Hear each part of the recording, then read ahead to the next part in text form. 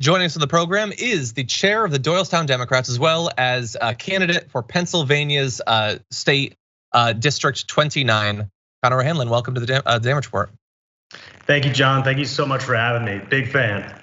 Oh, thank you. I appreciate that. And I'm excited to learn about your candidacy as well as the district. So this is a district that had been up until this election represented by a Republican, correct? Yep. Now that they will not be running again. So how did that influence your decision to run? Funny enough, I had decided to run prior to knowing that the incumbent wasn't running. It just so happened to work out that she was retiring, and she actually announced it about a week and a half ago. So it's really been heating up our Democratic primary for sure.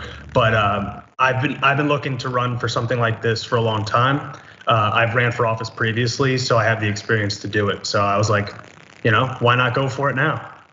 Okay, well, tell me a little bit about the district. So the district is in Bucks County. Bucks County is a swing county in Pennsylvania, which is obviously a swing state. I'm from Doylestown, so Doylestown's a swing town within the swing county, mm-hmm. and I've served as the chair for the last 2 years. So this new district, because of the new maps, is a much more winnable district, whereas in the past Pennsylvania's state map has been thrown out multiple times due to gerrymandering. So we actually have a chance to flip it, a very good chance to flip it. And I think that we need a progressive, bold leader to flip it, because we need people to get engaged, get organized and mobilize and get out to the doors. Okay, well, so I am going to guess that you believe you are the person to do that. So to that end, tell us a little bit about your history prior to announcing this run and what you're gonna be focusing on in this campaign to finally flip this district. So a little bit about my own background. I'm a CPA, so I'm actually traveling right now. I'm actually in Tennessee, I'm calling you from, even though I'm running in Pennsylvania. So I work as a CPA, so I audit publicly traded companies that file with the SEC and are regulated by the federal government.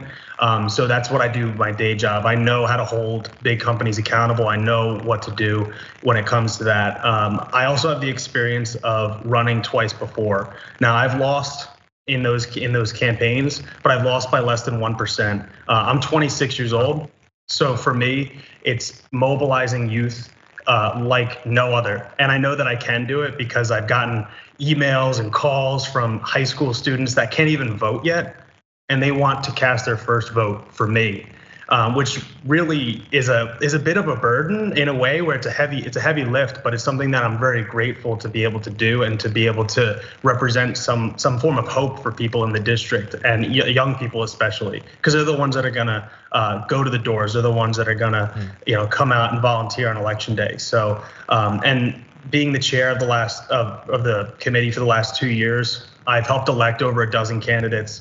I've guided and recruited and trained committee people, et cetera. Really, my goal has been to teach young people and progressives how to gain traction within the Democratic Party and actually take the action that we want, become the change that we want to see in our communities and make change possible. It's really a lot more attainable than a lot of people want to make it seem. Okay, well, you mentioned there about the volunteers and what effect they can have. So you're running for the House of Delegates for Pennsylvania. So people aren't always they don't necessarily always know why they should really care and be passionate about non-federal, non-super high level elections. So give people who might be watching and might be interested in potentially getting involved, or maybe if they're thinking about running in their own area, why are state legislatures an area that they should care about? So there's some bread and butter stuff to progressives that are very obvious. So let's start with raising the minimum wage. We talk about raising the minimum wage across the country. We know that the federal minimum wage is $7.25. In Pennsylvania, it is still $7.25. So for someone like me, we have to raise the minimum wage to a living wage, and that's like a basic bread and butter thing that we can say, hey, $15 an hour. That's not even crazy to ask anymore. Or when we look at how there's been inaction on the federal level to protect the right to choose, women's reproductive rights are under attack this year. In Pennsylvania, we're really only a few votes away from really overturning Roe versus Wade in the state, and electing someone like me, I'll be somebody that will protect that right and hopefully mobilize people to keep a Democrat in the seat for governor as well. And there's a plethora of other things like criminal justice reform that can be done on the state level. Infrastructure. My former, I guess, Republican opponent, now she stepped back. She's part of holding up some of the Biden infrastructure plan money that is supposed to be delegated to communities and built in sustainable and efficient ways to create safe drinking water, protect our air, but also build bridges, roads, the bread and butter things that we really care about on the local level. So whether it's in Pennsylvania or you're in California or you're in New York or anywhere in between, you can really get involved on the local and the state level to protect the things that the federal government may or may not be able to do or is unwilling to do. Okay. Well, I'm assuming we've probably touched on a few areas of this, but I know that you're proposing something you call the Pennsylvania New Deal. Can you tell us what that looks like? Yeah, so the Pennsylvania New Deal has 3 overarching principles, but basically those principles are pulling from our history in order to implement them in an intersectional and 21st century way. So it's building a strong economy in Pennsylvania, which includes raising the minimum wage, protecting the right to unionize, making sure that people have the ability to retire with dignity. And of course, healthcare is a big piece of that. I support at least passing a public option within the state. I think Medicare for all is the real answer, but we can only do so much on the state level. The second thing would be the infrastructure piece, which I think we do need to emphasize that we need to do infrastructure spending, but looking towards the future. Like we can't afford to just give billions and billions of dollars away and then just be like, yeah, it's gonna go to fracking. Like that's not how it's gonna happen. It's not how we're supposed to have it happen. And a leader like me is gonna make sure it doesn't happen that way. And the last piece is protecting the human rights of all people. I've already touched about reproductive rights, but in Pennsylvania, you can also be discriminated against for being gay or being transgender. And those things I think should be enshrined in protections across the state and protecting voting rights.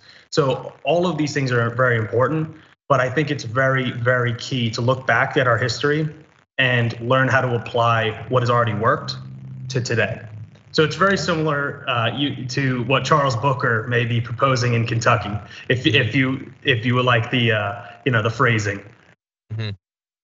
And look, some of the issues that you just touched on, including the protections for gay and transgender individuals, that's once again going to be a big part of the elections. Republicans running against those things, so it's good to see somebody counteracting that.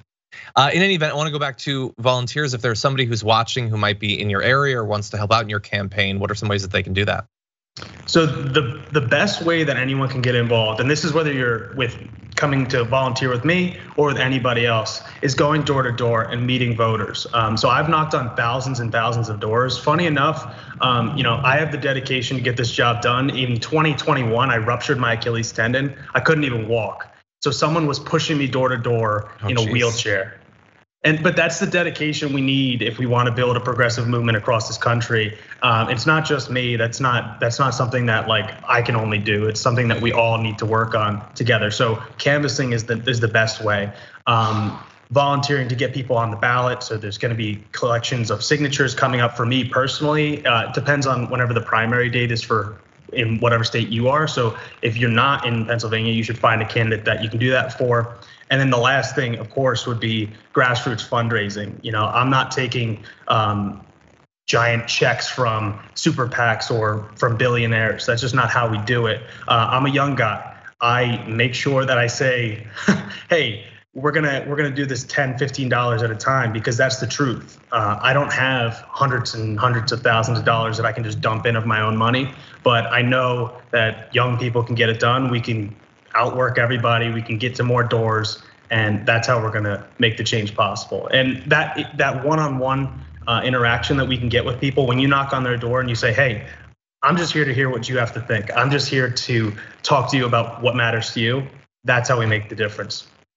Okay, awesome. Well, we appreciate you taking time out to come and talk about the race, and be sure to stay in touch. Let us know how things go. But if you're watching this and you want to find out more, we've had Connor's website posted there at the bottom. So Connor O'Hanlon, thank you for joining us. Thank you so much, John. I really appreciate it. Check out the Damage Report podcast each day, wherever you get your podcasts, whether Pocket Casts or Stitcher or iTunes. You can join me as I give you the news and stories you want, with a range of co-hosts and interview guests jumping in on the fun each day. Again, that's the Damage Report, wherever you get your podcasts. And if you get them at iTunes, don't forget to rate and review. Sometimes I'll read them live on the show.